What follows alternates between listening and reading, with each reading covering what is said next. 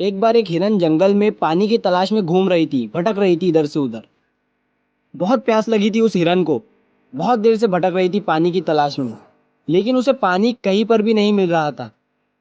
थोड़ी देर जंगल में इधर उधर और भटकने के बाद वो हिरन एक पेड़ के नीचे बैठ जाती है, एक झाड़ के नीचे बैठ जाती है। तो उतने में उसे पानी की नदी की आवाज़ सुनाई देती है। तो हिरन उस झाड़ के नीचे से उठकर फौरन वो पानी की आवाज़ की तरफ आगे बढ़ती है। तो वो जो देखते है उसके सामने एक बड़ी सी नदी।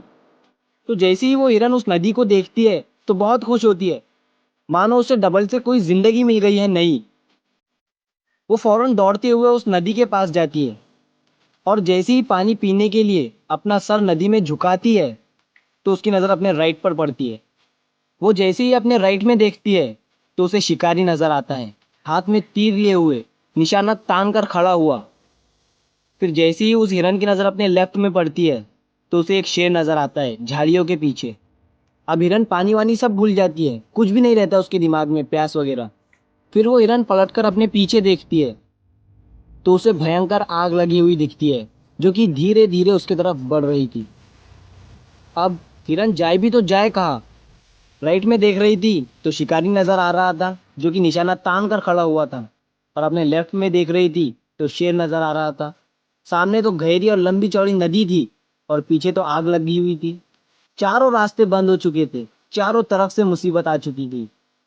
अब हिरन सोच में पड़ जाती है और वो ये सोचती है कि चारों तरफ से मेरी मुसीबत आ चुकी है तो मैं अपना काम करके क्यों ना मरूं।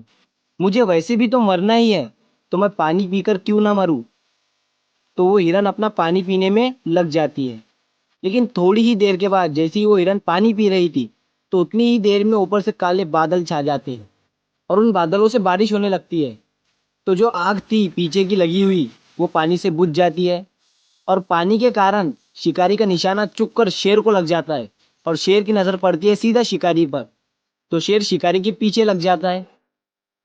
तो जैसे ही हिरन को पता चलता है, जैसे ही हिरन पानी पीने के बाद अपना सर ऊपर उठाती है तो वो अपने राइट में देखती है, उसे शिकारी कहीं पर भी नजर नहीं आता है।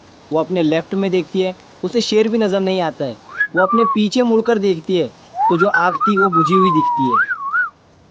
मॉरल ऑफ द स्टोरी, मेरे दोस्तों, इस कहानी से हमें ये सीख मिलती है कि इंसान की ज़िंदगी में भी प्रॉब्लम आती नहीं है, और जब आती है तो चारों तरफ से आती है, जिस कारण हर इंसान डर जाता है, घबरा जाता है अपनी इन प्रॉब्लम से। तो आपको क्या करना है ऐसी सिचुएशन में? आपको नहीं डरना है और नहीं घबराना है, बस शांति से 2 मिनट के लिए सोचना है। हिरन के पास भी बहुत सारे ऑप्शन थे। हिरन भी ये सारी सिचुएशन को देखने के बाद या तो पानी में छलांग लगा सकती थी या फिर इधर उधर भाग सकती थी, लेकिन उसने शांति से सोचा और वो अपने काम पर लगी रही। वो पानी पीने आई थी और वो पानी पीने लगी। इंसान भी अपनी कामयाबी से थोड़ी ही दूरी पर रहता है, लेकिन उसे मुसीबतें दिखनी शुरू हो जाती है। घर की प्रॉब्लम, पैसों की प्रॉब्लम, जिसके कारण वो कुछ नहीं कर पाता है, घबरा जाता है, डर जाता है।